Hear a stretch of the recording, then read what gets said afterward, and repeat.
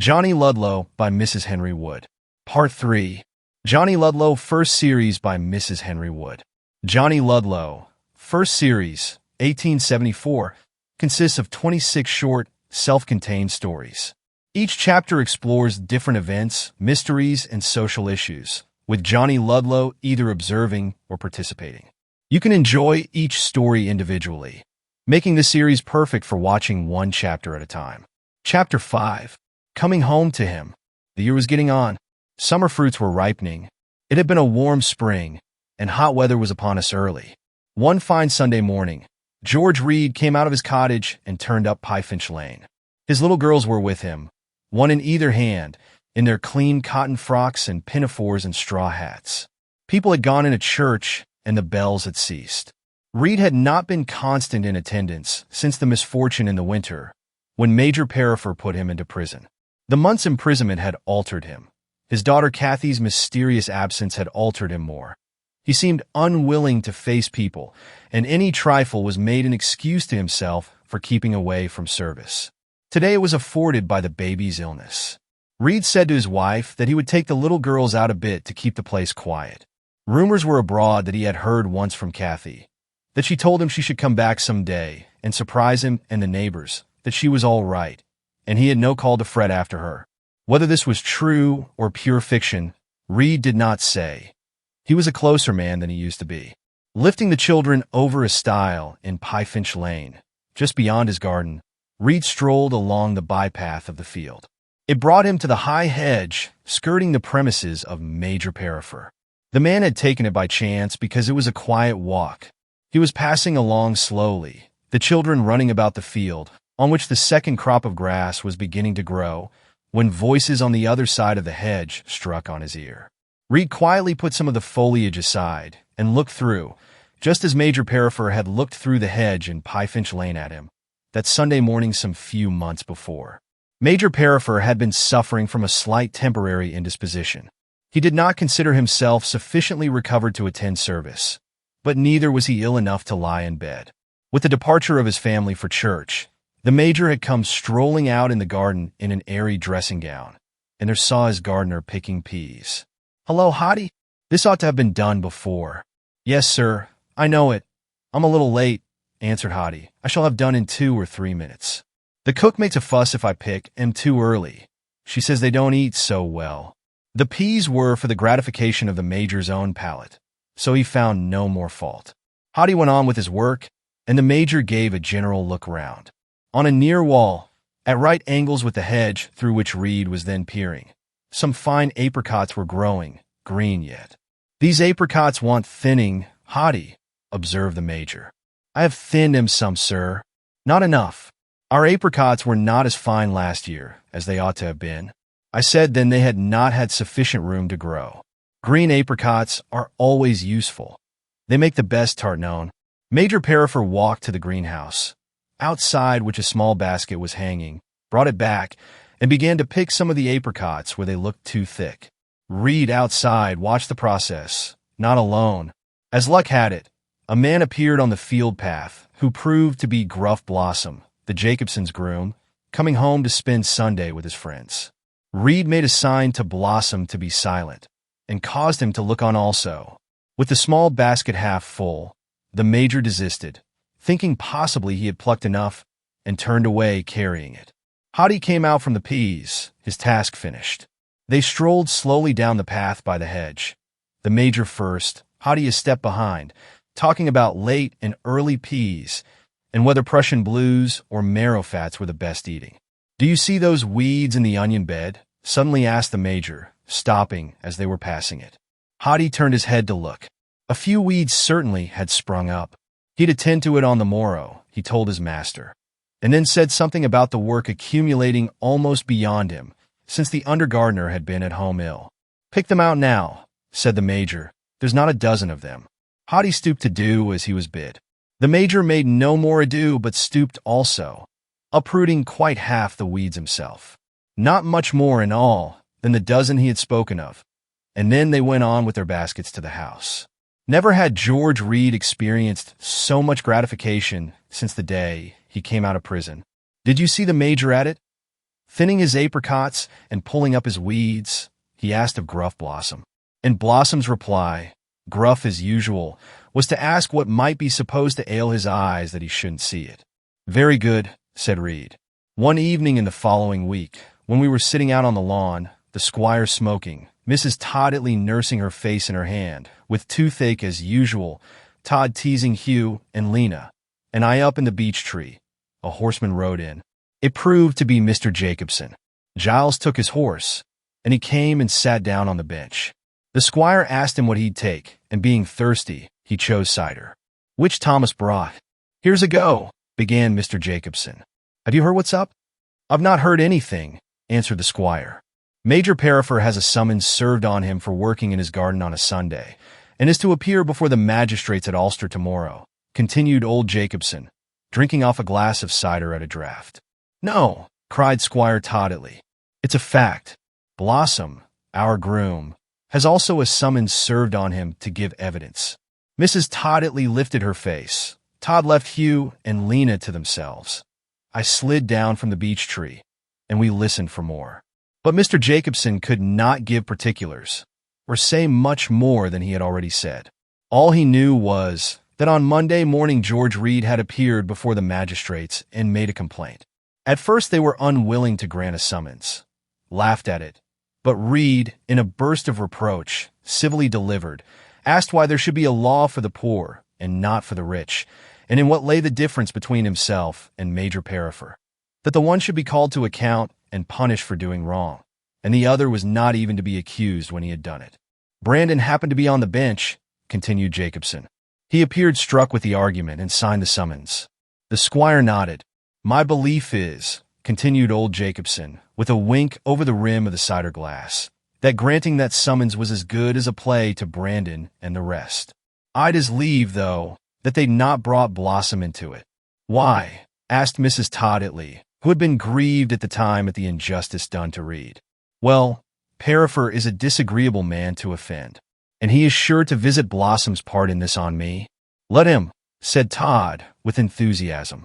"Well done, George Reed." "Be you very sure we went over to the fight?" Squire Toddetly did not appear, at which Todd exploded a little. He only wished he was a magistrate. Wouldn't he take his place and judge the major? But the pater said that when people had lived to his age, they liked to be at peace with their neighbors. Not but what he hoped Perifer would get it, for having been so cruelly hard upon Reed. Major Perifer came driving to the courthouse in his high carriage with a great bluster, his iron-gray hair standing up, and 2 grooms attending him. Only the magistrates who had granted the summons sat. The news had gone about like wildfire, and several of them were in and about the town, but did not take their places. I don't believe there was one would have lifted his finger to save the major from a month's imprisonment, but they did not care to sentence him to it. It was a regular battle. Major Perifer was in an awful passion the whole time, asking, when he came in, how they dared summon him. Mr. Brandon, cool as a cucumber, answered in his squeaky voice that when a complaint of breaking the law was preferred before them and sworn to by witnesses, they could only act upon it. First of all, the major denied the facts. He worked in his garden on a Sunday. The very supposition was preposterous. Upon which George Reed, who was in his best clothes and looked every bit as good as the major, and far pleasanter, testified to what he had seen. Major Perifer, dancing with temper when he found he had been looked at through the hedge, and that it was Reed who had looked, gave the lie direct. He called his gardener, Richard Hoddy, ordering him to testify whether he, the major, ever worked in his garden, either on Sundays or weekdays. "Hoddy was working himself, gentlemen," interposed George Reed. "He was picking peas, and he helped to weed the onion bed. But it was done by his master's orders, so it would be unjust to punish him." The major turned on Reed as if he would strike him, and demanded of the magistrates why they permitted the fellow to interrupt. They ordered Reed to be quiet, and told Hoddy to proceed. But Hoddy was one of those slow men to whom anything like evasion is difficult. His master had thinned the apricot tree that Sunday morning. He had helped to weed the onion bed. Hoddy, conscious of the fact, but not liking to admit it, stammered and stuttered, and made a poor figure of himself. Mr. Brandon thought he would help him out. Did you see your master pick the apricots? I see him pick. Just a few. Greenies, answered Hottie, shuffling from one leg to the other in his perplexity. 'Twarn't to be called work, sir. Oh. And did he help you to weed the onion bed? There weren't a dozen weeds in it in all, as the major said to me at the time, returned Hottie.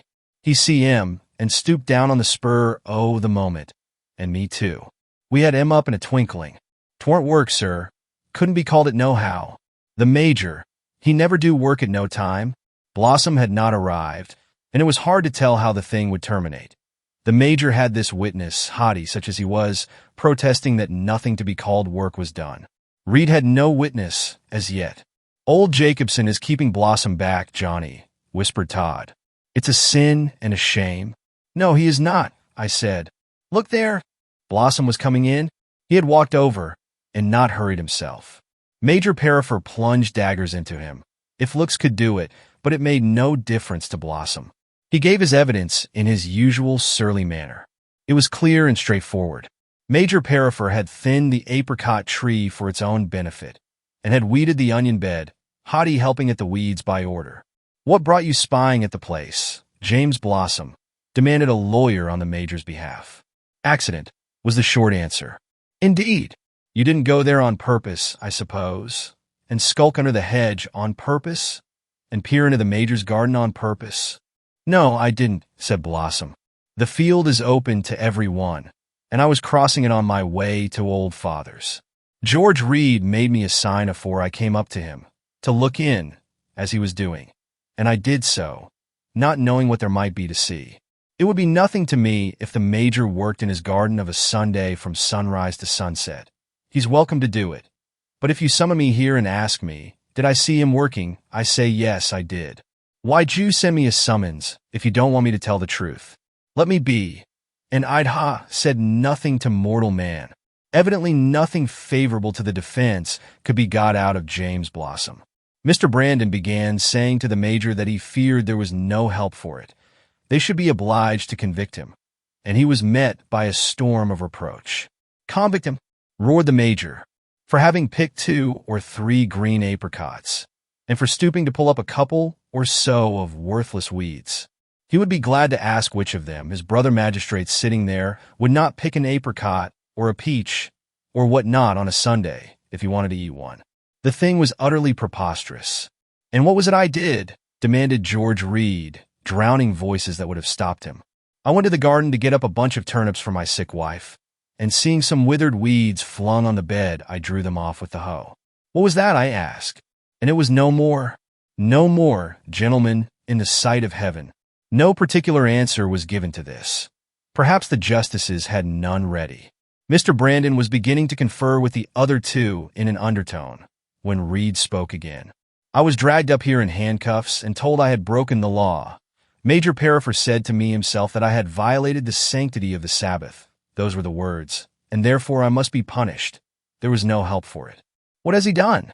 I did not do as much as he has. Now you know, Reed, this is irregular, said one of the justices. You must not interrupt the court. You put me in prison for a month, gentlemen, resumed Reed, paying no attention to the injunction. They cut my hair close in the prison, and they kept me to hard labor for the month, as if I did not have enough of hard labor out of it. My wife was sick and disabled at the time. My 3 little children are helpless. It was no thanks to the magistrates who sentenced me, gentlemen, or to Major Perifer, that they did not starve. Will you be quiet, Reed? If I deserved 1 month of prison, persisted Reed, fully bent on saying what he had to say, Major Perifer must deserve 2 months, for his offense is greater than mine. The law is the same for both of us, I suppose. Reed, if you say another word, I will order you at once from the room, interrupted Mr. Brandon, his thin voice sharp and determined. How dare you persist in addressing the bench when told to be quiet? Reed fell back and said no more. He knew that Mr. Brandon had a habit of carrying out his own authority, in spite of his nervous health and querulous way of speaking. The justices spoke a few words together, and then said they found the offense proved, and inflicted a fine on Major Perifer. He dashed the money down on the table, in too great a rage to do it politely, and went out to his carriage. No other case was on, that day, and the justices got up and mixed with the crowd. Mr. Brandon, who felt chilly on the hottest summer's day and was afraid of showers, buttoned on a light overcoat. "Then there are two laws, sir," said Reed to him, quite civilly, but in a voice that everyone might hear. "When the law was made against Sabbath breaking, those that made it passed one for the rich and another for the poor." "Nonsense, Reed." "Nonsense, sir? I don't see it. I was put in prison. Major Perifer has only to pay a bit of money, which is of no more account to him than dirt, and that he can't feel the loss of. And my offense, if it was an offense, was less than his." "Two wrongs don't make a right," said Mr. Brandon, dropping his voice to a low key. "You ought not to have been put in prison, Reed. Had I been on the bench, it should not have been done. But it was done, sir, and my life got a blight on it. It's on me yet. Will never be lifted off me." Mr. Brandon smiled one of his quiet smiles and spoke in a whisper. "He has got it too, Reed, unless I am mistaken. He'll carry that fine about with him always. Johnny, are you there? Don't go and repeat what you've heard me say." Mr. Brandon was right. To have been summoned before the bench, where he had pompously sat to summon others, and for working on a Sunday above all things, to have been found guilty and fined, was as the most bitter potion to Major Perifer. The bench would never again be to him the seat it had been. The remembrance of the day when he was before it would, as Mr. Brandon expressed it, be carried about with him always. They projected a visit to the seaside at once. Mrs. Perifer, with 3 of the Miss Perifers, came dashing up to people's houses in the carriage, finer and louder than ever. She said that she had not been well, and was ordered to Aberystwyth for 6 weeks. The next day they and the Major were off, and heaps of cards were sent round with PPC in the corner. I think Mr. Brandon must have laughed when he got his. The winter holidays came round again. We went home for Christmas, as usual, and found George Reed down with some sort of illness. There's an old saying, when the mind's at ease, the body's delicate. But Mr. Duffham always maintained that though that might apply to a short period of time, in the long run mind and body sympathized together. George Reed had been a very healthy man, and as free from care as most people.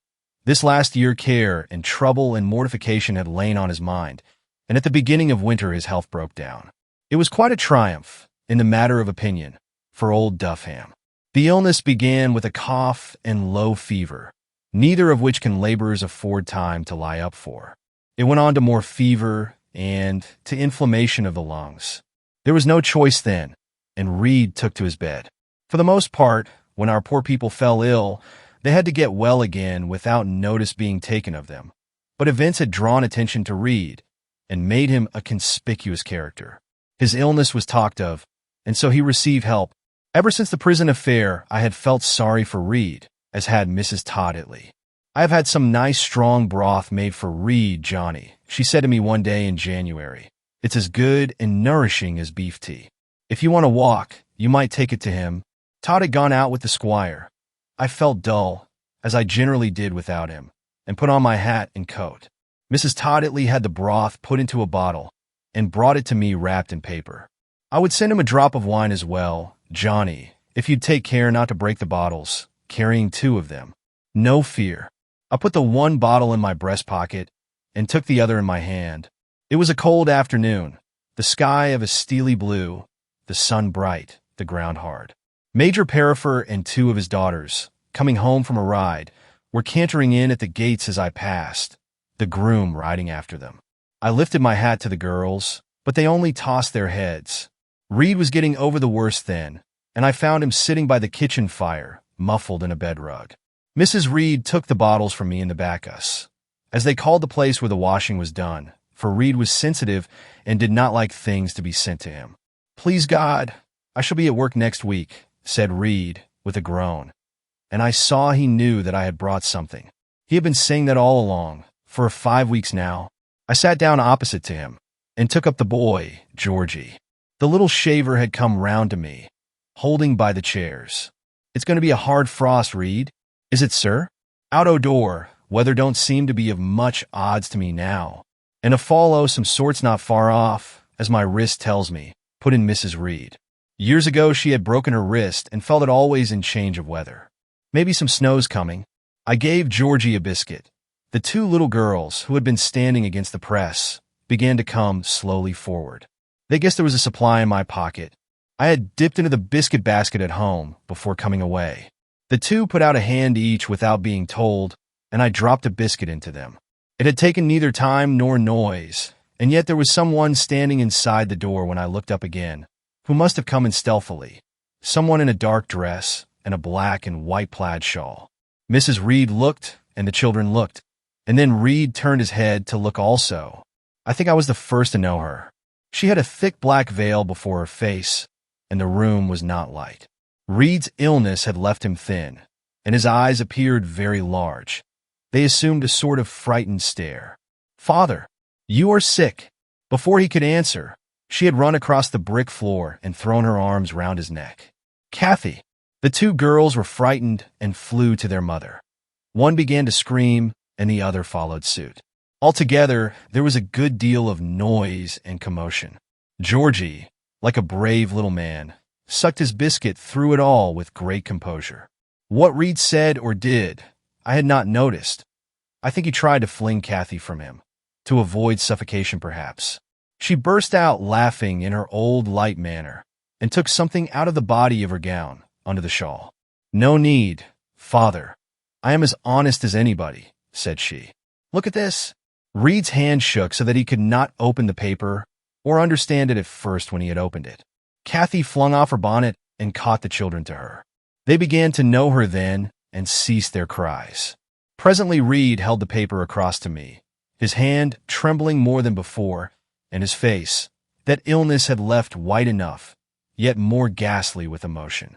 "Please read it, sir." I did not understand it at first either, but the sense came to me soon. It was a certificate of the marriage of Spencer Jervois Daubeny Perifer and Catherine Reed. They had been married at Liverpool the very day after Kathy disappeared from home, now just a year ago. A sound of sobbing broke the stillness. Reed had fallen back in his chair in a sort of hysterical fit. Defiant, hard, strong-minded Reed, but the man was 3 parts dead from weakness. It lasted only a minute or two. He roused himself as if ashamed and swallowed down his sobs. "How came he to marry you, Kathy?" "Because I would not go away with him without it, father. We have been staying in Ireland." "And be you repenting of it yet?" asked Mrs. Reed in ungracious tones. "Pretty near," answered. It appeared that Kathy had made her way direct to Liverpool when she left home the previous January, traveling all night. There she met young Perifer, who had preceded her and made arrangements for the marriage. They were married that day, and afterwards went on to Ireland, where he had to join his regiment. To hear all this, sounding like a page out of a romance, would be something wonderful for our quiet place when it came to be told. You meet with marvelous stories in towns now and then, but with us they are almost unknown. "Where's your husband?" asked Reed. Kathy tossed her head. "Ah, where? That's what I've come home about," she answered, and it struck me at once that something was wrong. What occurred next we only learned from hearsay. I said good day to them, and came away, thinking it might have been better if Kathy had not married and left home. It was a fancy of mine, and I don't know why it should have come to me, but it proved to be a right one. Kathy put on her bonnet again to go to Perifer Hall, and the particulars of her visit were known abroad later. It was growing rather dark when she approached it. The sun had set, the gray of evening was drawing on. 2 of the Misses Perifer were at the window and saw her coming, but Kathy had her veil down, and they did not recognize her. The actions and manners and air of a lady do not come suddenly to one who has been differently bred, and the Misses Perifer supposed the visitor to be for the servants. "Like her impudence," said Miss Jemima. "Come into the front entrance." For Kathy, whose years' experience in Ireland had widely changed her, had no notion of taking up her old position. She meant to hold her own, and was capable of doing it, not being deficient in the quality just described to her by Miss Jemima Perifer. "What next?" cried Miss Jemima, as a ring and a knock resounded through the house, waking up the Major, who had been dozing over the fire amongst his daughters. The next was that a servant came to the room and told the Major a lady wanted him. She had been shown into the library. "What name?" asked the Major. "She didn't give none, sir." "I asked, but she said never mind the name. Go and ask it again." The man went and came back. "It is Mrs. Perifer, sir." Mrs. Who? Mrs. Perifer, sir. The major turned and stared at his servant. They had no relatives whatever. Consequently, the only Mrs. Perifer within knowledge was his wife. Staring at the man would not bring him any elucidation. Major Perifer went to the library, and there saw the lady standing on one side of the fender, holding her foot to the fire. She had her back to him, did not turn, and so the major went round to the other side of the hearthrug where he could see her. My servant told me a Mrs. Perifer wanted me. Did he make a mistake in the name? No mistake at all, sir, said Kathy, throwing up her thick veil and drawing a step or two back. I am Mrs. Perifer. The major recognized her then. Kathy Reed. He was a man whose bluster rarely failed him, but he had none ready at that moment. 3 parts astounded, various perplexities held him tongue-tied. That is to say, Mrs. Spencer Perifer, continued Kathy, and I have come over from Ireland on a mission to you, sir, from your son. The major thought that of all the audacious women it had ever been his lot to meet, this one was the worst, at least as much as he could think anything, for his wits were a little confused just then. A moment's pause, and then the storm burst forth. Kathy was called various agreeable names and ordered out of the room and the house. The major put up his hands to hurrish her out, as we say in Worcestershire by the cows, though I don't think you would find the word in the dictionary. But Kathy stood her ground. He then went ranting towards the door, calling for the servants to come and put her forth. Kathy, quicker than he, gained it first and turned to face him, her back against it. You needn't call me those names, Major Perifer. Not that I care, as I might if I deserved them. I am your son's wife, and have been such ever since I left father's cottage last year. And my baby, your grandson, sir, which at 7 weeks old he is now at the Red Lion, a mile off. I've left it there with the landlady.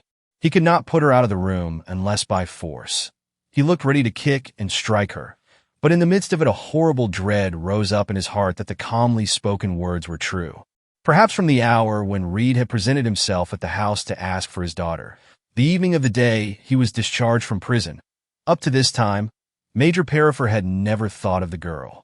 It had been said in his ears now and again that Reed was grieving for his daughter, but the matter was altogether too contemptible for Major Perifer to take note of. And now to hear that the girl had been with his son all the time, his wife. But that utter disbelief came to his aid. The major might have fallen into a fit on the spot. For young Mr. Perifer had cleverly contrived that neither his father away at home nor his friends on the spot should know anything about Kathy. He had been with his regiment in quarters. She had lived privately in another part of the town. Mrs. Reed had once called Lieutenant Perifer as soft as a tomtit. He was a great deal softer. Woman, if you do not quit my house with your shameless lies, you shall be flung out of it. I'll quit it as soon as I have told you what I came over the sea to tell. Please to look at this first, sir. Major Perifer snatched the paper that she held out, carried it to the window, and put his glasses across his nose. It was a copy of the certificate of marriage. His hands shook as he read it, just as Reed's had shaken a short time before, and he tore it passionately in two. It is only the copy, said Kathy calmly, as she picked up the pieces. Your son, if he lives, is about to be tried for his life, sir. He is in custody for willful murder. How dare you? Shrieked Major Perifer. It is what they have charged him with. I have come all the way to tell it you, sir.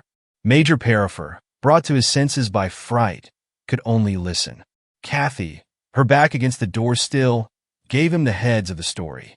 Young Perifer was so soft that he had been made a butt of by sundry of his brother officers. They might not have tolerated him at all, but for winning his money. He drank and played cards and bet upon horses. They encouraged him to drink and then made him play and bet and altogether cleared him out. Not of brains, he had none to be cleared of, but of money. Ruin stared him in the face. His available cash had been parted with long ago. His commission, it was said, was mortgaged. How many promissory notes, bills, IOUs he had signed could not even be guessed at. In a quarrel a few nights before, after a public-house supper, when some of them were the worse for drink, young Perifer, who could on rare occasions go into frightful passions, flung a carving knife at one of the others, a lieutenant named Cook. It struck a vital part and killed him. Mr. Perifer was arrested by the police at once. He was in plain clothes, and there was nothing to show that he was an officer. They had to strap him down to carry him to prison. Between drink, rage, and fever, he was as a maniac. The next morning he was lying in brain fever, and when Kathy left, she gave the heads of this account in as few words as it is written. Major Perifer stood like a helpless man. Taking one thing with another, the blow was horrible. Parents don't often see the defects in their own children, especially if they are only sons. Far from having thought his son soft, unfit, as he nearly was, to be trusted about, the Major had been proud of him as his heir, and told the world he was perfection. Soft as young Perifer was, he had contrived to keep his ill doings from his father. Of course, it was only natural that the Major's first relief should be abuse of Kathy. He told her all that had happened to his son, she was the cause of, and called her a few more genteel names in doing it. "Not at all," said Kathy. "You are wrong there, sir. His marriage with me was a little bit of a stopgap and served to keep him straight for a month or two. But for that, he would have done for himself before now. Do you think I've had a bargain in him, sir? No. Marriage is a thing that can't be undone, Major Perifer. But I wish to my heart that I was at home again in father's cottage," light-hearted Kathy Reed. The Major made no answer. Kathy went on. "When the news was brought to me by his servant that he had killed a man and was lying raving, I thought it time to go and see about him. They would not let me into the lockup where he was lying, and you might have heard his ravings outside. I did. I said I was his wife. And then they told me I had better see Captain Williams. I went to headquarters and saw Captain Williams. He seemed to doubt me, so I showed him the certificate and told him my baby was at home, turned 6 weeks old. He was very kind then, sir. Took me to see my husband and advised me to come over here at once and give you the particulars. I told him what was the truth, that I had no money and the lodgings were owing for. He said the lodgings must wait, and he would lend me enough money for the journey. Did you see him?" growled Major Perifer. Kathy knew that he alluded to his son, though he would not speak the name. "I saw him, sir. I told you so. He did not know me or anybody else. He was raving mad and shaking so that the bed shook under him." "How is it that they have not written to me?" demanded Major Perifer. "I don't think anybody liked to do it. Captain Williams said the best plan would be for me to come over. He asked me if I'd like to hear the truth of the past as regarded my husband, or if I would just come here and tell you the bare facts that were known about his illness and the charge against him. I said I'd prefer to hear the truth. It couldn't be worse than I suspected. Then he went on to the drinking and the gambling and the debts, just as I have repeated it to you, sir. He was very gentle, but he said he thought it would be mistaken kindness not to let me fully understand the state of things. He said Mr. Perifer's father, or some other friend, had better go over to Ireland. In spite of himself, a groan escaped Major Perifer. The blow was the worst that could have fallen upon him. He had not cared much for his daughters. His ambition was centered in his son. Visions of a sojourn at Dublin, and of figuring off at the viceregal court himself, his wife, and his son, had floated occasionally in rose-colored clouds before his eyes, poor pompous old simpleton. And now, to picture the visit he must set out upon ere the night was over, nearly drove him wild with pain. Kathy unlatched the door, but waited to speak again before she opened it. "I'll rid the house of me now that I have broke it to you, sir. If you want me, I shall be found at father's cottage. I suppose they'll let me stay there. If not, you can hear of me at the place where I've left my baby. And if your son should ever wake out of his delirium, Major Perifer, he will be able to tell you that if he had listened to me and heeded me, or even only come to spend his evenings with me, which it's months since he did, he would not have been in this plight now.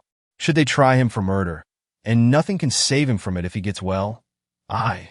A succession of screams cut short what Kathy was about to add.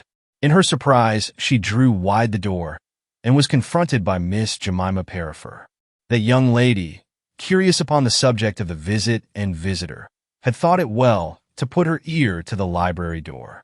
With no effect, however, until Kathy unlatched it. And then she heard more than she had thought for. "Is it you?" roughly cried Miss Jemima, recognizing her for the ill-talkative Kathy Reed, the daughter of the Major's enemy. "What do you want here?" Kathy did not answer. She walked to the hall door and let herself out. Miss Jemima went on into the library. "Papa, what was it she was saying about Spencer, that vile girl? What did she do here? Why did she send in her name as Mrs. Parafirst?" The Major might have heard the questions, or he might not. He didn't respond to them. Miss Jemima, looking closely at him in the darkness of the room, saw a gray, worn, terror-stricken face that looked as her father's had never looked yet. "Oh, Papa, what is the matter? Are you ill?" He walked towards her in the quietest manner possible, took her arm, and pushed her out at the door. Not rudely, softly, as one might do who was in a dream. Presently, he muttered in quite an altered voice, low and timid. And Miss Jemima found the door bolted against her. It must have been an awful moment with him. Look on what side he would, there was no comfort. Spencer Parafir was ruined past redemption. He might die in this illness, and then, what of his soul? Not that the Major was given to that kind of reflection. Escaping the illness, he must be tried for his life, as Kathy had phrased it. And escaping that, if the miracle were possible, there remained the miserable debts and the miserable wife he had clogged himself with. Curiously enough, as the miserable Major, most miserable in that moment, pictured these things, there suddenly rose up before his mind's eye another picture. A remembrance of Reed, who had stood in that very room less than 12 months ago, in the dim light of late night, with his hair cut close, and his warning, "It will come home to you, Major Parafir." Had it come home to him? Home to him already? The drops of agony broke out on his face as he asked the question. It seemed to him, in that moment of excitement, so very like some of heaven's own lightning. One grievous portion of the many ills had perhaps not fallen, but for putting Reed in prison, the marriage. And that one was more humiliating to Major Parafir's spirit than all the rest. Had Reed been at liberty, Kathy might not have made her escape untracked, and the bitter marriage might, in that case, have been avoided. A groan, and now another, broke from the Major. How had it come home to him? Not his selfishness and his barbarity and his pride, but this sorrowful blow. Reed's month in prison, compared with this, was as a drop of water to the ocean. As to the girl, when Reed had come asking for tidings of her, it had seemed to the Major not of the least moment whither she had gone or what ill she had entered on. Was she not a common laborer's daughter, and that laborer George Reed? Even then, at that very time, she was his daughter-in-law, and his son the one to be humiliated. Major Parafir ground his teeth, and only stopped when he remembered that something must be. He started that night for Ireland. Kathy, affronted at some remark made by Mrs. Reed, took herself off from her father's cottage. She had a little money still left from her journey, and could spend it. Spencer Gervais d'Aubigny Parafir, the Major and his wife had bestowed the fine names upon him in pride at his baptism, died in prison. He lived only a day after Major Parafir's arrival, and never recognized him. Of course, it saved the trial, when he would probably have been convicted of manslaughter. It saved the payment of his hundreds of debts too, post-obits and all. He died before his father. But it could not save exposure. It could not keep the facts from the world. Major and Mrs. Parafir, so to say, would never lift up their heads again. The sun of their life had set. Neither would Kathy lift hers yet awhile. She contrived to quarrel with her father. The Parafirs never took the remotest notice of her. She was nearly starved, and her baby too. What little she earned was by hard work. But it would not keep her, and she applied to the parish. The parish in turn applied to Major Parafir, and forced from him as much as the law allowed, a few shillings a week. Having to apply to the parish was, for Kathy, a humiliation never to be forgotten. The neighbors made their comments. Kathy Reed had brought her pigs to a fine market, so she had, and she felt it more than the loss of her baby, who died soon after. Better that she had married an honest day laborer, and Kathy knew it now. Chapter 6. Lease, the pointsman. It happened when we were staying at our other house, Crabcott. In saying we were staying at it, I mean the family, for Todd and I were at school. Crabcott lay beyond the village of Crab. Just across the road, a few yards higher up, was the large farm of Mr. Coney, and his house and ours were the only two that stood there. Crabcott was a smaller and more cozy house than Dyke Manor, and when there, we were not so very far from Worcester, less than halfway, comparing it with the manor. Crab was a large and straggling parish. North Crab, which was nearest to us, had the church and schools in it, but very few houses. South Crab, further off, was more populous. Nearly a mile beyond South Crab, there was a regular junction of rails. Lines crossing each other in a most bewildering manner, led off in all directions, and it required no little maneuvering to send the trains away right at busy times, which of course was the pointsman's affair. The busiest days had place in summer, when excursion trains were in full swing, but they would come occasionally at other times, driving the South Crab Station people off their heads with bother before night. The pointsman was Harry Lease. I dare say you have noticed how certain names seem to belong to certain places. At North Crab and South Crab, and in the district roundabout, the name of Lease was as common as blackberries in a hedge. And if the different Leases had been cousins in the days gone by, the relationship was lost now. There might be 27 Leases, in and out, but Harry Lease was not, so far as he knew, akin to any of them. South Crab was not much of a place at best. A part of it, Crab Lane, branching off towards Massacs brickfields, was crowded as a London street. Poor dwellings were huddled together, and children jostled each other on the doorsteps. Squire Todditley said he remembered it when it really was a lane, hedges on either side, and a pond that was never dry. Harry Lease lived in the last house, a thatched hut with 3 rooms in it. He was a steady, civil, hard-working man, superior to some of his neighbors, who were given to reeling home at night and beating their wives on arrival. His wife, a nice sort of woman to talk to, was a bad manager, but the 5 children were better behaved and better kept than the other grubbers in the gutter. Lease was the pointsman at South Crab Junction and helped also in the general business there. He walked to his work at 6 in the morning, carrying his breakfast with him, went home to dinner at 12, the leisure part of the day at the station, and had his tea taken to him at 4, leaving in general at 9. Sometimes his wife arrived with the tea. Sometimes the eldest child, Polly, an intelligent girl of 6. But one afternoon in September, a crew of mischievous boys from the brickfields espied what Polly was carrying. They set upon her, turned over the can of tea and fighting for it, ate the bread and butter, tore her pinafore in the skirmish, and frightened her nearly to death. After that, Lease said that the child should not be sent with the tea. So, when his wife could not take it, he went without tea. Polly and her father were uncommonly alike, too quiet to battle much with the world. Sensitive, in fact, though it sounds odd to say that. During the month of November, one of the busy days occurred at South Crab Junction. There was a winter meeting on Worcester Race Course, a cattle and pig show in a town larger than Worcester, and 2 or 3 markets and other causes of increased traffic, all falling on the same day. What with cattle trains, ordinary and special trains and goods trains, and the grunting of obstinate pigs, Lease had plenty to do to keep his points in order. How it fell out he never knew. Between 8 and 9 o'clock, when a train was expected in on its way to Worcester, Lease forgot to shift the points. A goods train had come in 10 minutes before, for which he had had to turn the points, and he never turned them back again. On came the train, almost as quickly as though it had not to pull up at South Crab Junction. Watson, the station master, came out to be in readiness. "The engine has her steam on tonight," he remarked to Lease as he watched the red lights, like 2 great eyes, come tearing on. "She'll have to back." She did something worse than back. Instead of slackening on the near lines, she went flying off at a tangent to some outer ones on which the goods train stood, waiting until the passenger train should pass. There was a short, sharp sound from the whistle, a great collision, a noise of steam hissing, a sense of dire confusion, and for 1 minute afterwards a dead lull, as if every one and everything were paralyzed. "You never turned the points," shouted the station master to Lease. Lease made no rejoinder. He backed against the wall like a man helpless, his arms stretched out, his face and eyes wild with horror. Watson thought he was going to have a fit and shook him roughly.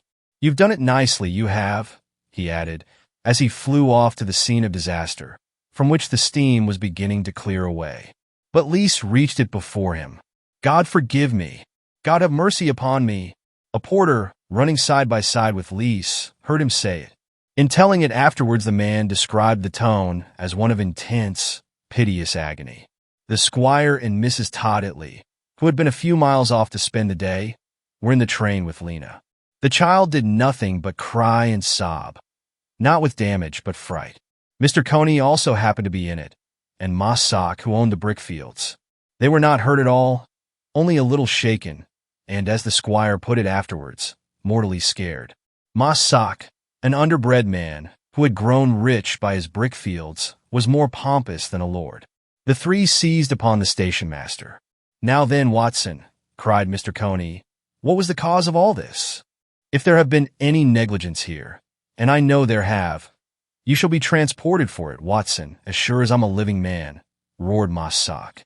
"I'm afraid, gentlemen, that something was wrong with the points," acknowledged Watson, willing to shift the blame from himself, and too confused to consider policy. "At least that's all I can think." "With the points?" cried Ma Sock. "Them's Harry Leese's work. Was he on tonight?" "Leese is here as usual, Mr. Ma Sock." "I don't say this lies at his door," added Watson hastily. "The points might have been out of order, or something else wrong totally different. I should like to know, for my part, what possessed Roberts to bring up his train at such speed, darting in and out of the heap of confusion like a mad spirit, now trying by his own effort to lift the broken parts of carriages off some sufferer, now carrying a poor fellow away to safety, but always in the thick of danger went Harry Leese. Braving the heat and steam as though he felt them not, he flew everywhere, himself and his lantern alike trembling with agitation. "Come and look here, Harry. I'm afraid he's dead," said a porter, throwing his light upon a man's face. The words arrested Mr. Todditley, who was searching for Leese to let off a little of his anger. It was Roberts, the driver of the passenger train, who lay there, his face white and still. Somehow the sight made the squire still too. Raising Roberts's head, the men put a drop of brandy between his lips, and he moved. Leese broke into a low, glad cry. "He is not dead! He is not dead!" The angry reproaches died away on the squire's tongue. It did not seem quite the time to speak them. By and by, he came upon Leese again. The man had halted to lean against some palings, feeling unaccountably strange, much as though the world around were closing to him. "Had you been drinking tonight, Leese?" The question was put quietly, which was, so to say, a feather in the hot squire's cap. Leese only shook his head by way of answer. He had a pale, gentle kind of face, with brown eyes that always wore a sad expression. He never drank, and the squire knew it. "Then how came you to neglect the points, Leese, and cause this awful accident?" "I don't know, sir," answered Leese, rousing out of his lethargy, but speaking as one in a dream. "I can't think but what I turned them as usual." "You knew the train was coming?" "It was the ordinary train. I knew it was coming," assented Leese. "I watched it come along, standing by the side of Mr. Watson. If I had not set the points right, why, I should have thought surely of them then. It stands to reason I should. But never such a thought came into my mind, sir. I waited there, just as if all was right. And I believe I did shift the points." Leese did not put this forth as an excuse. He only spoke aloud the problem that was working in his mind. Having shifted the points regularly for 5 years, it seemed simply impossible that he could have neglected it now. And yet the man could not remember to have done it this evening. "You can't call it to mind?" said Squire Todditley, repeating his last words. "No, I can't, sir. And no wonder, with all this confusion around me and the distress I'm in. I may be able to do so tomorrow." "Now look you here, Leese," said the squire, getting just a little cross. "If you had put the points right, you couldn't fail to remember it. And what causes your distress, I should like to ask, but the knowledge that you didn't, and that all this wreck is owing to you. There is such a thing as doing things mechanically, sir, without the mind being conscious of it. Doing things willfully," roared the squire. "Do you want to tell me I am a fool to my face? It has often happened, sir, that when I have wound up the mantel-shelf clock at night in our sleeping room, I'll not know the next minute whether I've wounded or not, and I have to try it again, or else ask the wife," went on Leese, looking straight out into the darkness, as if he could see the clock then. "I can't think but what it must have been just in that way that I put the points right tonight."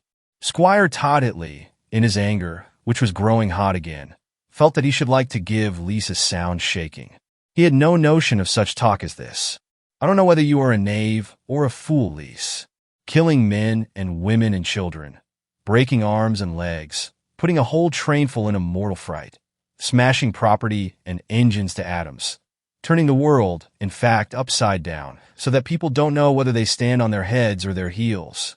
You may think you can do this with impunity perhaps, but the law will soon teach you better. I should not like to go to bed with human lives on my soul.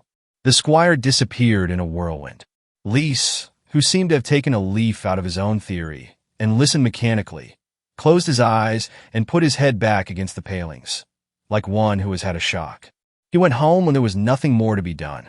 Not down the highway, but choosing the field path where he would not be likely to meet a soul. Crab Lane, accustomed to put itself into a state of commotion for nothing at all, had got something at last and was up in arms. All the men employed at the station lived in Crab Lane. The wife and children of Bowen, the stoker of the passenger train, dead, also inhabited a room in that noisy locality. So that when Lys came in view of the place, he saw an excited multitude, though it was then long after ordinary bedtime. Groups stood in the highway. Heads, thrust forth at upper windows, were shouting remarks across the street and back again. Keeping on the far side of the hedge, Lys got in by the back door unseen. His wife was sitting by the fire, trembling and frightened. She started up. "Oh, Harry, what is the truth of this?" He did not answer. Not in neglect. Lys was as civil indoors as out, which can't be said of every one, but as if he did not hear. The supper, bread and half a cold red herring, was on the table. Generally, he was hungry enough for supper, but he never glanced at it this evening. Sitting down, he looked into the fire and remained still, listening perhaps to the outside hubbub. His wife, half dead with fear and apprehension, could keep silence no longer, and asked again. "I don't know," he answered then. "They say that I never turn the points. I'm trying to remember doing it, Mary. My senses have been scared out of me. But don't you remember doing it?" He put his hands to his temples, and his eyes took that far-off, sad look often seen in eyes when the heart is troubled. With all his might and main, the man was trying to recall the occurrence which would not come to him. A dread conviction began to dawn within him that it never would or could come, and Lys's face grew damp with drops of agony. "I turned the points for the down goods train," he said presently. "I remember that. When the goods came in, I know I was in the signal house. Then I took a message to Hoare, and next I stepped across with some oil for the engine of an up train that dashed in. They called out that it wanted some. I helped to do it, and took the oil back again. It would be then that I went to put the points right," he added after a pause. "I hope I did, but Harry, don't you remember doing it?" "No, I don't. There's where it is. You always put the points straight at once after the train has passed. Not if I'm called off by other work. It ought to be done. A points man should stand while the train passes, and then step off to write the points at once. But when you are called off half a dozen ways to things crying out to be done, you can't spend time in waiting for the points. We've never had a harder day's work at the station than this has been, Mary. Trains in, trains out. The place has hardly been free a minute together. And the extra telegraphing. Half the passengers that stopped seemed to want to send messages. When 6 o'clock came, I was worn out, done up, fit to drop. Mrs. Lys gave a start. An idea flashed into her mind, causing her to ask mentally whether she could have had indirectly a hand in the calamity. For that had been one of the days when her husband had had no tea taken to him. She had been very busy washing, and the baby was sick and cross. That had been quite enough to fill incapable Mrs. Lys's hands without bothering about her husband's tea. And, of all days in the year, it seemed that he had, on this one, most needed tea. Worn out, done up. The noise in Crab Lane was increasing. Voices sounded louder, and Mrs. Lys put her hands to her ears. Just then a sudden interruption occurred. Polly, supposed to be safe asleep upstairs, burst into the kitchen in her nightgown and flew into her father's. "Oh, father, is it true? Is it true?" "Why, Polly," cried the man, looking at her in astonishment. "What's this?" She hid her face on his waistcoat, her hands clinging round him. Polly had awakened and heard the comments outside. She was too nervous and excitable for Crab Lane. "They are saying you have killed Kitty Bowen's father." "It isn't true, father." "Go out and tell them that it isn't true." His own nerves were unstrung. His strength had gone out of him. It only needed something of this kind to finish up Lise, and he broke into sobs. Holding the child to him with a tight grasp, they cried together. If Lise had never known agony before in his life, he knew it then. The days went on. There was no longer any holding out on Lisa's part on the matter of points. All the world said he had been guilty of neglecting to turn them, and he supposed he had. He accepted the fate meekly, without resistance, his manners strangely still, as one who has been utterly subdued. When talked to, he freely avowed that it remained a puzzle to him how he could have forgotten the points and what made him forget them. He shrank neither from reproach nor abuse, listening patiently to all who chose to attack him, as if he had no longer any right to claim a place in the world. He was not spared. Coroner and jury, friends and foes, all went on at him, painting his sins in flaring colors and calling him names to his face. Murderer was one of the least of them, for had died in all. Roberts was not expected to live. The rest were getting well.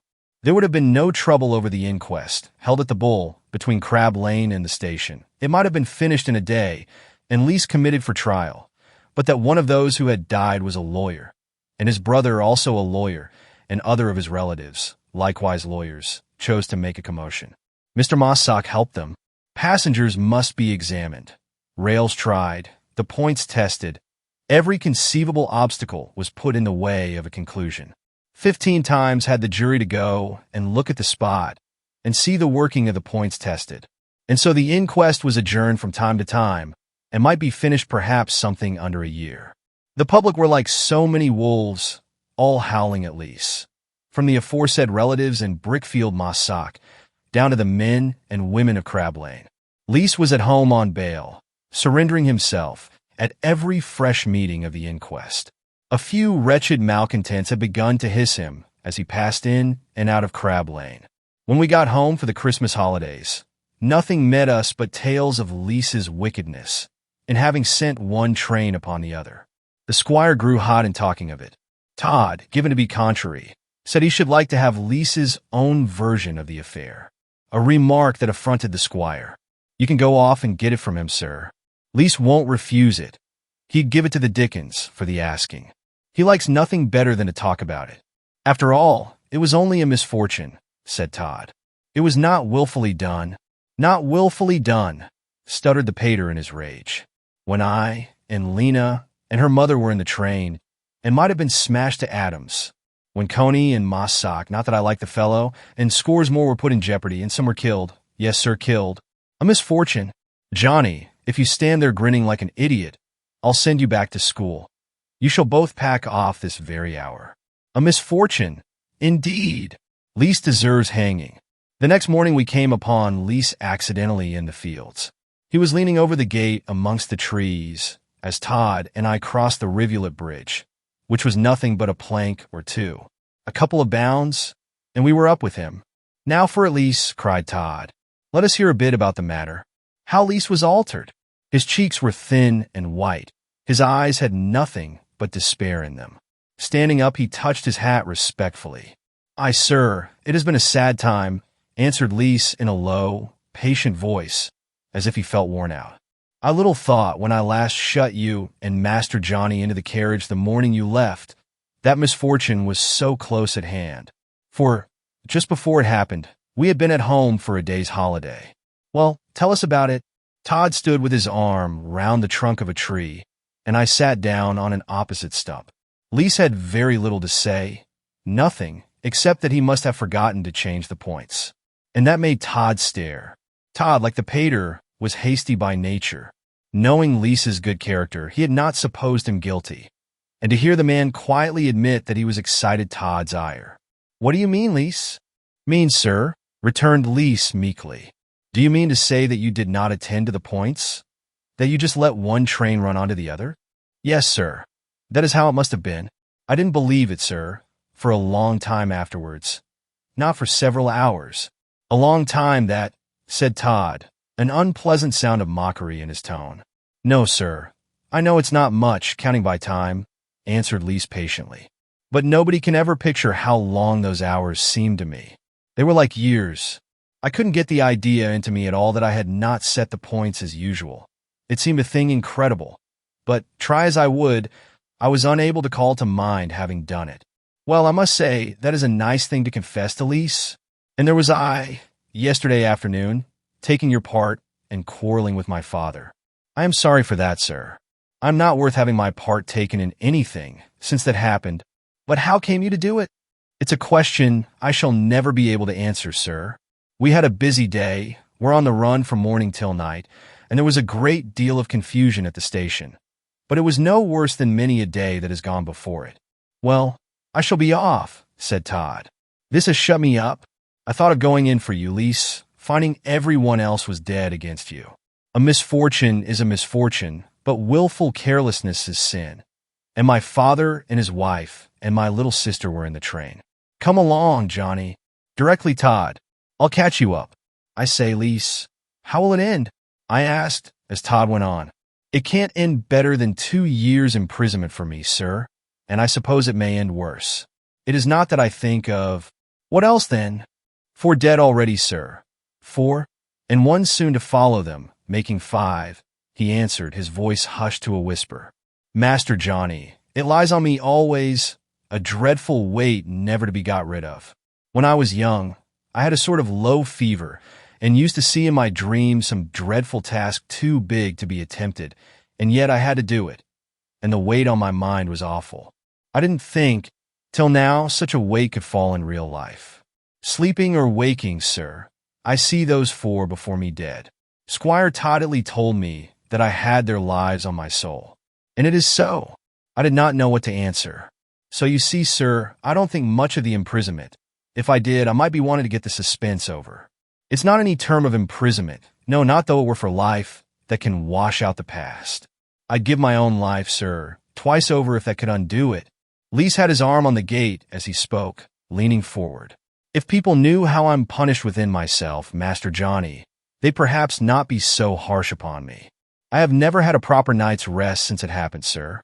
I have to get up and walk about in the middle of the night, because I can't lie. The sight of the dawn makes me sick, and I say to myself, how shall I get through the day? When bedtime comes, I wonder how I shall lie till morning. Often I wish it had pleased God to take me before that day had happened. Why don't they get the inquest over, Lise? There's something or other always brought up to delay it, sir. I don't see the need of it. If it would bring the dead back to life, why, they might delay it. But it won't. They might as well let it end and sentence me and have done with it. Each time when I go back home through Crab Lane, the men and women call out, "What, put off again? What, ain't he in jail yet?" Which is the place they say I ought to have been in all along. I suppose the coroner knows you'll not run away, Lise? Everybody knows that, sir. Some would, though, in your place. I don't know where they'd run to, returned Lise. They couldn't run away from their own minds, and that's the worst part of it. Sometimes I wonder whether I shall ever get it off mine, sir, or if I shall have it on me like this to the end of my life. The Lord knows what it is to me. Nobody else does. You cannot always make things fit into one another. I was thinking so as I left Lise and went after Todd. It was awful carelessness not to have set the points, causing death and sorrow and distress to many people. Looking at it from their side, the points man was detestable, only fit, as the squire said, to be hanged. But looking at it side by side with Lise, seeing his sad face, his self-reproach, and his patient suffering, it seemed altogether different, and the 2 aspects would not by any means fit in together. Christmas week, and the absence of a juror who had gone out visiting, made another excuse for putting off the inquest to the next week. When that came, the coroner was ill. There seemed to be no end to the delays, and the public steam was getting up in consequence. As to Lise, he went about like a man who is looking for something that he has lost and cannot find.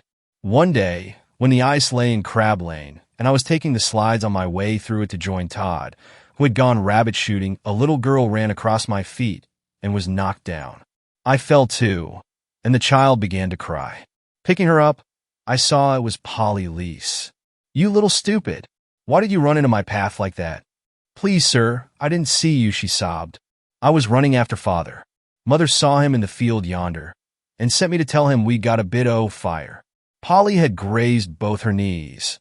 They began to bleed just a little, and she nearly went into convulsions at sight of the blood. I carried her in. There was about a handful of fire in the grate. The mother sat on a low stool close into it, nursing one of the children, and the rest sat on the floor. I never saw such a child as this in all my life, Mrs. Leese. Because she has hurt her knees a bit and sees a drop of blood, she's going to die of fright. Look here. Mrs. Leese put the boy down and took Polly, who was trembling all over with her deep, low sobs. It was always so, sir, said Mrs. Leese, always since she was a baby. She is the timorous-natured child possible. We have tried everything, coaxing and scolding too, but we can't get her out of it. If she pricks her finger, her face turns white. I'd be more of a woman than cry at nothing. If I were you, Polly, said I, sitting on the window ledge while Mrs. Leese washed the knees, which were hardly damaged at all when they came to be examined. But Polly only clung to her mother, with her face hidden and giving a deep sob now and then. Look up, Polly. What's this? I put it in her hand as I spoke. A bath bun that I had been carrying with me, in case I did not get home to luncheon. Polly looked round, and the sight dried the tears on her swollen face. You never saw such a change all in a moment, or such eager, glad little eyes as hers. Divide it, mother, said she. Leave a bit for father. Two of them came flocking round like a couple of young wolves. The youngest couldn't get up, and the one Mrs. Leese had been nursing stayed on the floor where she put him. He had a sickly face, with great bright gray eyes and hot, red lips. What's the matter with him, Mrs. Leese? With little Tom, sir? I think it's a kind of fever. He never was strong. None of them are. And of course these bad times can but tell upon us. Don't forget father, mother, said Polly. Leave the biggest piece for father. Now I tell you all what it is, said I to the children, when Mrs. Leese began to divide it into half a dozen pieces. That bun's for Polly because she has hurt herself. You shall not take any of it from her. Give it to Polly, Mrs. Leese. Of all the uproars ever heard, those little cormorants set up the worst. Mrs. Leese looked at me. They must have a bit, sir. They must indeed. Polly wouldn't eat all herself, Master Ludlow. You couldn't get her to do it. But I was determined Polly should have it. It was through me she got hurt, and besides, I liked her. Now just listen, you little pigs. I'll go to Ford's, the baker's, and bring you all a bun apiece. But Polly must have this one. They have lots of currants in them, those buns for children that don't squeal. How many are there of you? 1, 2, 3, 4. Catching up my cap, I was going out when Mrs. Leese touched me. Do you really mean it, sir? She asked in a whisper. Mean what? That I'm going to bring the buns? Of course I mean it. I'll be back with them directly. Oh, sir, but do forgive me for making free to ask such a thing. If you would only let it be a half-quartern loaf instead. A half-quartern loaf? They've not had a bit between their lips this day, Master Ludlow, she said, catching her breath, as her face, which had flushed, turned pale again. Last night, I divided between the 4 of them a piece of bread half the size of my hand. Tom, he couldn't eat. I stared for a minute. How is it, Mrs. Leese? Can you not get enough food? I don't know where we should get it from, sir. Leese has not broken his fast since yesterday at midday. Dame Ford put the loaf in paper for me, wondering what on earth I wanted with it, as I could see by her inquisitive eyes, but not liking to ask, and I carried it back with the 4 buns. They were little wolves and nothing else when they saw the food. How has this come about, Mrs. Leese? I asked. While they were eating the bread, she cut them, and she had taken Tom on her lap again. Why, sir, it is 8 weeks now, or hard upon it, since my husband earned anything. They didn't even pay him for the last week he was at work, as the accident happened in it. We had nothing in hand. People with only 18 shillings a week and 5 children to feed can't save, and we have been living on our things. But there's nothing left now to make money of, as you may see by the bare room, sir. Does not anyone help you? Help us, returned Mrs. Leese. Why, Master Ludlow people, for the most part, are so incensed against my husband that they take the bread out of our mouths instead of putting a bit into them. All their help goes to poor Nancy Bowen and her children, and Leese is glad it should be so. When I carried Tom to Mr. Cole's yesterday, he said that what the child wanted was nourishment. This must try, Leese. Yes, she said, her face flushing again, but speaking very quietly. taking one thing with another. I am not sure, but it is killing him. After this break, I did not care to go to the shooting, but turned back to Crabcott. Mrs. Todditley was alone in the bow-windowed parlor, so I told her of the state the leases were in and asked if she would not help them. I don't know what to say about it, Johnny, she said after a pause. If I were willing, you know Mr. Todditley would not be so. He can't forgive Lise for his carelessness. Every time Lena wakes up from sleep in a fright, fancying it is another accident, his anger returns to him. We often hear her crying out, down here in an evening. The carelessness was no fault of Lisa's children, that they should suffer for it. When you grow older, Johnny, you will find that the consequences of people's faults fall more on others than on themselves. It is very sad the Lises should be in this state. I am sorry for them. Then you'll help them a bit, good mother. Mrs. Todditley was always ready to help anyone, not needing to be urged. On the other hand, she liked to yield implicitly to the opinions of the squire. Between the two, she went into a dilemma. Suppose it were Lena, starving for want of food and warmth? I said, or Hugh sick with fever, as that young Tom is? Those children have done no more harm than ours. Mrs. Todditley put her hand up to her face, and her mild eyes looked nearly as sad as Lisa's. Will you take it to them yourself, Johnny, in a covered basket, and not let it be seen? That is, make it your own doing? Yes. Go to the kitchen then, and ask Molly. There are some odds and ends of things in the larder that will not be particularly wanted. You see, Johnny, I do not like to take an active part in this. It would seem like opposing the squire. Molly was stooping before the big fire, basting the meat in one of her vile humors. If I wanted to rob the larder, I must do it, she cried. It was my business, not hers, and she dashed the basting spoon across the table by way of accompaniment. I gave a good look round the larder, and took a raised pork pie that had a piece cut out of it, and a leg of mutton 3 parts eaten. On the shelf were a dozen mince pies, just out of their patty pans. I took 6 and left 6. Molly, screwing her face round the kitchen door, caught sight of them as they went into the basket, and rushing after me out of the house, shrieked out for her mince pies. The race went on. She was a woman not to be daunted. Just as we turned round by the yellow barn, she raving behind, the squire pounced upon us, asking what the uproar meant. Molly told her tale. I was a thief, and had gone off with the whole larder, more particularly with her mince pies. Open the basket, Johnny, said the squire, which was the one Todd and I used when we went fishing. No sooner was it done than Molly marched off with the pies in triumph. The pater regarded the pork pie and the meat with a curious gaze. This is for you and Joe, I suppose. I should like to know for how many more? I was one of the worst to conceal things when taken to like this, and he got it all out of me in no time. And then he put his hand on my shoulder and ordered me to say who the things were for, which I had to do. Well, there was a row. He wanted to know what I meant by being wicked enough to give food to Lise. I said it was for the children. I'm afraid I almost cried, for I did not like him to be angry with me, but I know I promised not to eat any dinner at home for 3 days if he would let me take the meat. Molly's comments, echoing through the house, betrayed to Mrs. Todditley what had happened, and she came down the road with a shawl over her head. She told the squire the truth then, that she had sanctioned it. She said she feared the Lises were quite in extremity, and begged him to let the meat go. Be off for this once, you young thief, stamped the squire, but don't let me catch you at anything of this sort again. So the meat went to the Lises, and 2 loaves that Mrs. Todditley whispered me to order for them at Ford's. When I reached home with the empty basket, they were going into dinner. I took a book and stayed in the parlor. In a minute or two, the squire sent to ask what I was doing that for. It's all right, Thomas. I don't want any dinner today. Old Thomas went away and returned again, saying the master ordered me to go in. But I wouldn't do anything of the sort. If he forgot the bargain, I did not.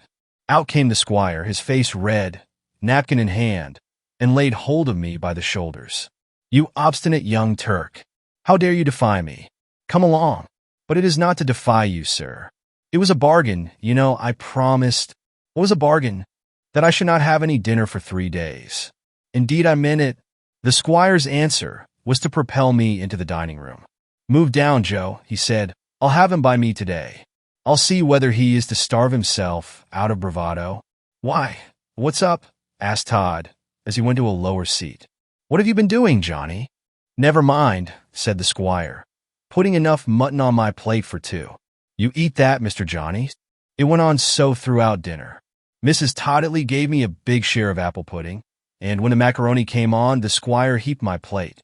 And I know it was all done to show he was not really angry with me for having taken the things to the leases.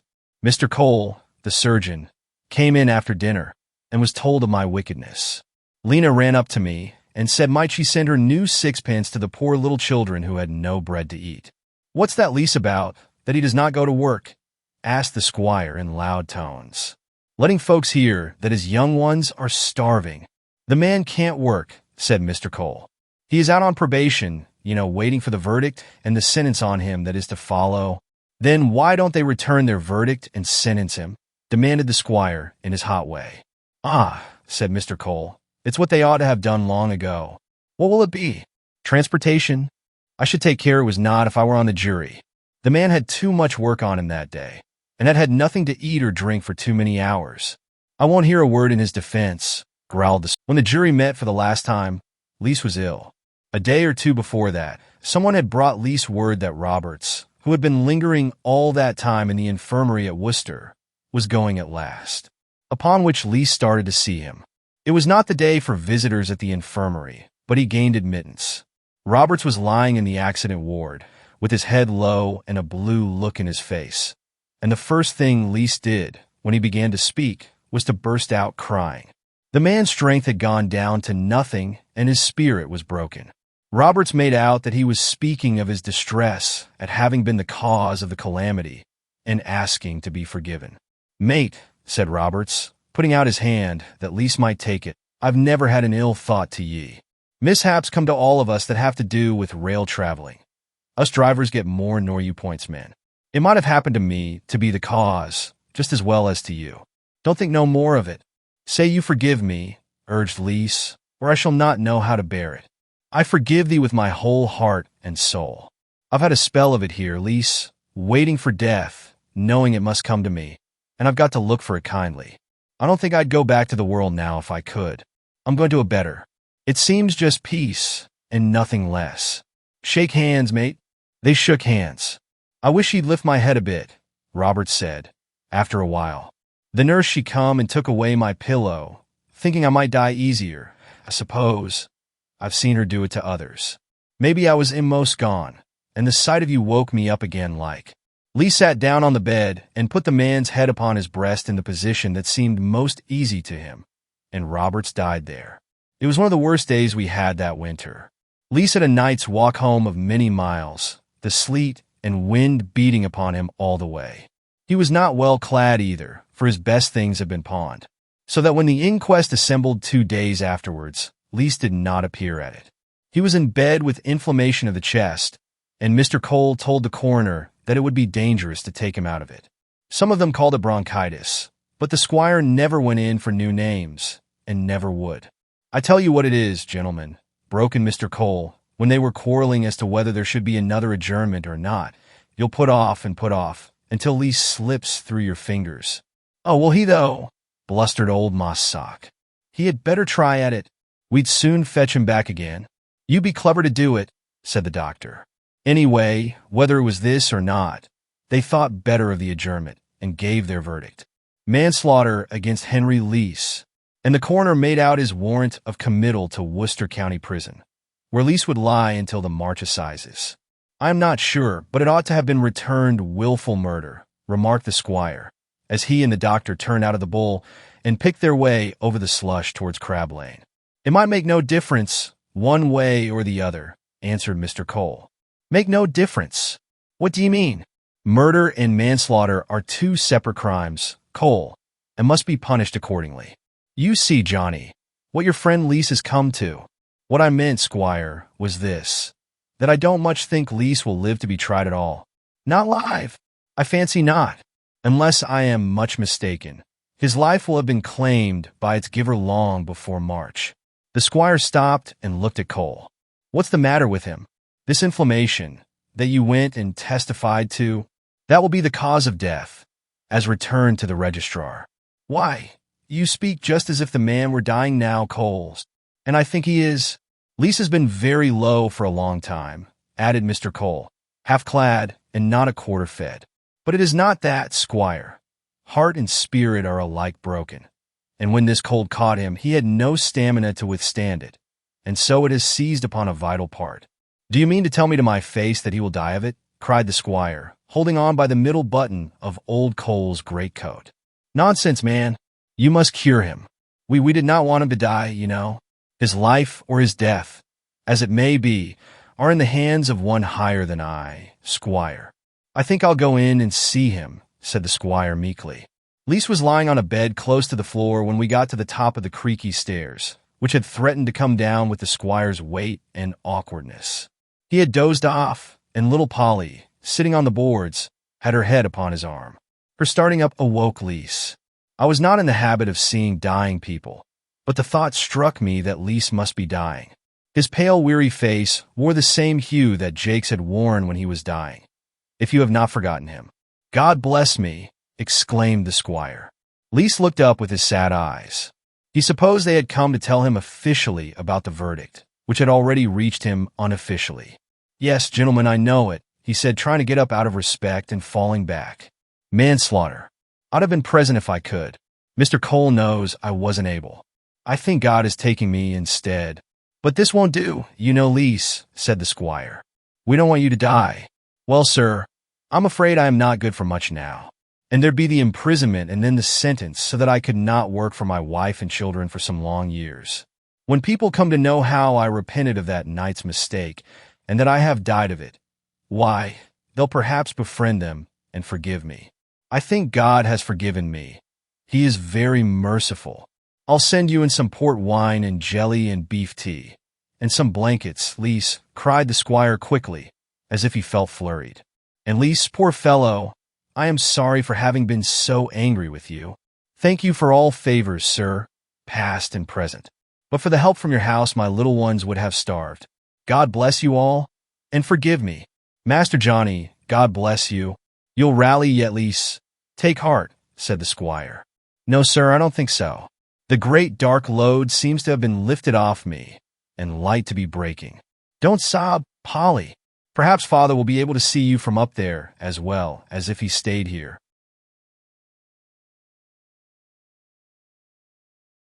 The first thing the squire did when we got out was to attack Mr. Cole, telling him he ought not to have let Lise die. As he was in a way about it, Cole excused it, quietly saying it was no fault of his. I should like to know what it is that has killed him, then. Grief, said Mr. Cole. The man has died of what we call a broken heart. Hearts don't actually sever, you know, squire, like a china basin, and there's always some ostensible malady that serves as a reason to talk about. In this case, it will be bronchitis, which, in point of fact, is the final end because Lise could not rally against it. He told me yesterday that his heart had ached so keenly since November, it seemed to have dried up within him. We are all a pack of hard-hearted sinners, groaned the squire in his repentance. Johnny, why could you not have found them out sooner? Where was the use of your doing it at the 11th hour, sir? I'd like to know. Harry Lise died that night, and Crab Lane, in a fit of repentance as sudden as the squire's, took the cost of the funeral off the parish, giving some abuse in exchange, and went in a body to the grave. I and Todd followed.